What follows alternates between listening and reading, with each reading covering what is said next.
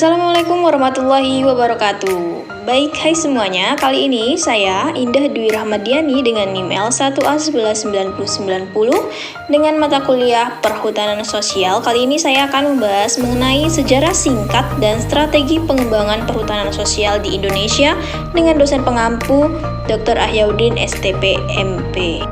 Baik teman-teman sekalian, di sini saya akan membahas bagaimana sejarah singkat dari perhutanan sosial di Indonesia itu sendiri.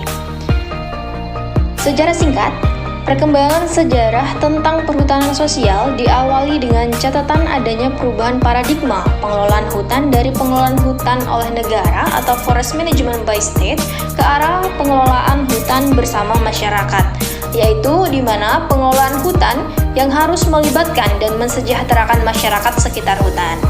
Kebijakan tersebut saat ini dikenal dengan hutan kemasyarakatan atau sering disingkat dengan HKM. Hal mendasar yang diamanahkan dalam kebijakan HKM adalah hak pengusahaan hutan kemasyarakatan atau HPHKM berbentuk izin pemanfaatan HKM dan mewajibkan pemegang izin untuk menyusun rencana pemanfaatan yang dapat dinilai oleh pemerintah, lembaga kemasyarakatan lain, dan masyarakat umum.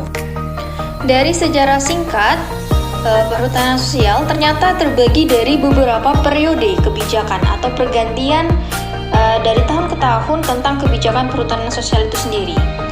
Yang pertama yaitu pada tahun 1995, yang dimana arah perubahan kebijakan tersebut dituangkan melalui Keputusan Menteri Kehutanan atau Kepmenhut nomor 622/1995. Kebijakan itu pada dasarnya untuk mengakomodir masyarakat turut serta mengelola hutan sesuai dengan fungsinya pada hutan produksi dan hutan lindung. Dan berlanjut kepada tahun 1997, di mana perbaikan kebijakan dilakukan melalui Kepmenhut dan Perkebunan nomor 677 tahun 1997 tentang HKM, yang dimana Kepmenhut berintikan pada pengaturan pemberian akses kepada masyarakat melalui lembaga koperasi dalam bentuk hak pengusahaan hutan kemasyarakatan atau HPHKM.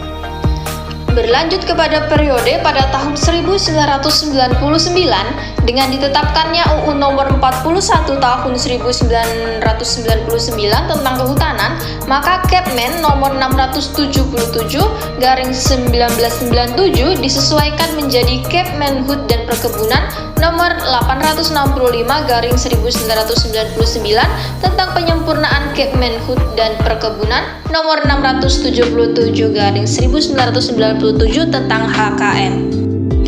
Berlanjut pada periode tahun 2007, yang dimana seiring terbitnya UU nomor 32 tahun 2004 tentang pemerintahan daerah dan peraturan pemerintah nomor 6 tahun 2007 tentang tata hutan dan penyusunan rencana pengelolaan hutan serta pemanfaatan hutan, maka Kepmen nomor 31/01 disesuaikan kembali menjadi Peraturan Menteri Kehutanan atau Permenhut nomor P37/2007 tentang HKM, yang mana dijelaskan pada periode tahun 2007 ini. Pada peraturan ini mulai dikenalkan yang namanya izin usaha pemanfaatan HKM atau IUPHKM, yang dimana untuk meningkatkan efektivitas pelaksanaan dari HKM itu. Dalam peraturan nomor 37 tahun 2007 mengalami beberapa perubahan melalui peraturan nomor 18 tahun 2009. Perubahan tersebut antara lain menempatkan Direktur Jenderal Rehabilitasi Hutan dan Perhutanan Sosial atau RLPS sebagai penanggung jawab dalam verifikasi serta membagi hak pemegang IUPHKM berdasarkan fungsi hutan yang menjadi areal kerja HKM. Dan pada periode tahun 2010, yang dimana pada peraturan ini perubahan mendasar dalam peraturan ini adalah tata kerja penetapan areal kerja HKM dengan menempatkan peran pemerintah atau UPT Dirjen RLPS ini bersama Eselon 1 dan pemerintah daerah menentukan calon kerja atau calon areal kerja HKM dan memfasilitasi permohonan masyarakat setempat. Dan selanjutnya pada periode tahun 2014 yang dimana pemerintah mengganti ketentuan tentang HKM Permenhub nomor P88/2014 tentang HKM, yang dimana peraturan ini dimaksudkan untuk memberikan kepastian hukum pada HKM serta secara tegas mengupayakan adanya peluang lapangan kerja dan penanggulangan kemiskinan serta menyelesaikan persoalan sosial yang ada. Dan yang terakhir pada periode tahun 2016 yang tercantum dalam P83/2016 dijelaskan bahwa skema perhutanan sosial meliputi hutan desa, HKM, hutan tanaman rakyat, hutan hak, hutan adat, dan kemitraan kehutanan. Yang dimana perhutanan sosial itu sendiri merupakan sistem pengelolaan hutan lestari yang dilaksanakan dalam hutan negara atau hutan hak atau hutan adat yang dilaksanakan oleh masyarakat setempat atau masyarakat hukum adat sebagai pelaku utama untuk meningkatkan kesejahteraannya, keseimbangan lingkungan, dan dinamika sosial budaya dalam bentuk hutan desa, HKM, hutan hak, hutan adat, dan kemitraan kehutanan. Pembahasan selanjutnya mengenai strategi pengembangan perhutanan sosial di Indonesia, yang dimana strategi untuk mengembangkan suatu kebijakan nasional bertujuan untuk mendorong adanya kebijakan nasional yang mendukung upaya-upaya masyarakat dalam mengelola hutan, serta mendukung program sosial forestry secara umum. Untuk itu perlu didorong namanya mekanisme konsultasi publik dalam proses penyusunannya, implementasi, dan pertanggungjawaban kebijakan. Beberapa cara yang bisa digunakan untuk mengembangkan mekanisme konsultasi publik ini sesungguhnya bisa diadopsi dari siklus pembelajaran yang terdiri dari tahapan pengumpulan informasi, negosiasi, membangun kesepakatan, dan mengelola kesepakatan.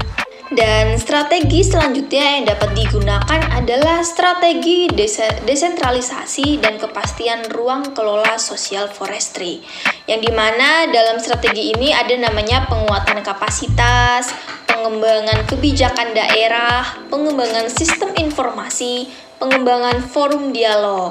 Nah, dalam hal itu maka beberapa hal tersebut harus mendukung untuk memenuhi strategi desentralisasi. Strategi selanjutnya yang dapat digunakan untuk mengembangkan perhutanan sosial di Indonesia yaitu strategi untuk mengembangkan keselarasan kerja antara inisiator. Di dalam strategi ini juga harus ada 6 strategi yang harus dikembangkan. Yang pertama adalah strategi peneguhan komitmen dan konsistensi. Yang kedua, strategi komunikasi dan koordinasi.